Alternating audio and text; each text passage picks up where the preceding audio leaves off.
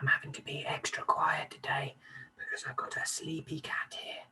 Doesn't want to be disturbed. He won't go away, so I guess he's going to have to join us for today's English lesson. This is Twinkle. Everyone say hi, Twinkle.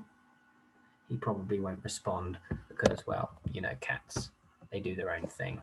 Let me just tip you up here and then we can say hello and we'll get on with today's English lesson. And Twinkle's just going to have to, oh, he's tired.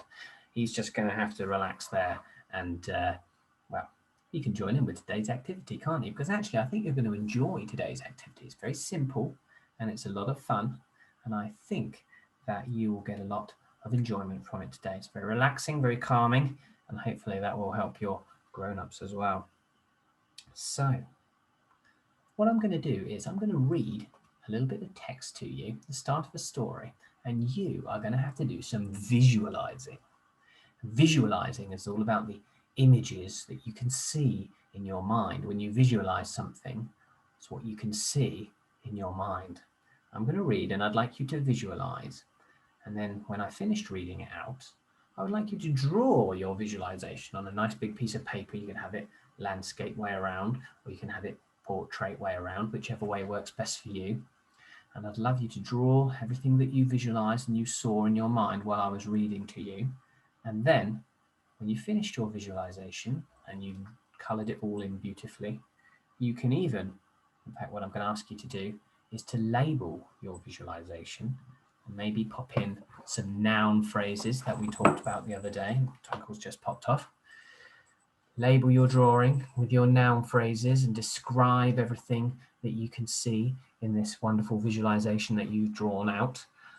You might even choose to write in sentences describing your environment that you've made and all the things that you've popped in there. However you choose to do it, but that's what I'm going to ask you to do today. So listen in, and then when you've listened, you'll be able to start your drawing. Make sure you can visualize and see the things that I'm reading out to you. Stanley swept into the sea with a splash and a splish. Perhaps he's one of us, thought the other jellyfish. But his stripes were too straight, and his tentacles too few. He just floated in the sea, not sure what to do. You see, Stanley was no ordinary jellyfish. I'm going to read that one more time. Stanley swept into the sea with a splash and a splish. Perhaps he's one of us, thought the other jellyfish. But his stripes were too straight, and his tentacles too few. He just floated in the sea, not sure what to do.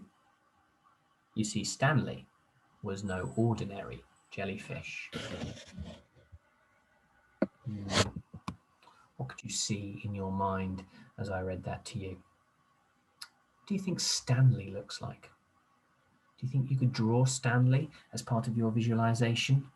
Could you draw him there, color him in, label him? What was going on around Stanley? Where was he? Who was also there? Who else was there? What else was there? What can you see in your mind as you picture Stanley in that scene? I'd like you to draw everything that you think and everything that you saw in your visualization. And when you finish your drawing, I'd like you to label it all with those wonderful noun phrases describing those things that you've drawn in there. And when you've finished, you can share it with your class teacher using Class Dojo or using emails if your parent would like to send it in that way. And we'll come back to those another day. If you're ready for an extra challenge after you've finished your drawing of your visualization and your labeling, what I would like you to do is to maybe make a prediction about what's special about Stanley. It says he was no ordinary jellyfish. Well then, what was he? What do you think he is? What do you think might happen to him?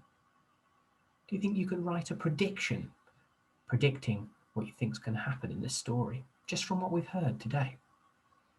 Have a go, And then when you've done that, you can also share it with your teacher. And I'll look forward to seeing you again tomorrow. Have a great day, everyone. Bye-bye.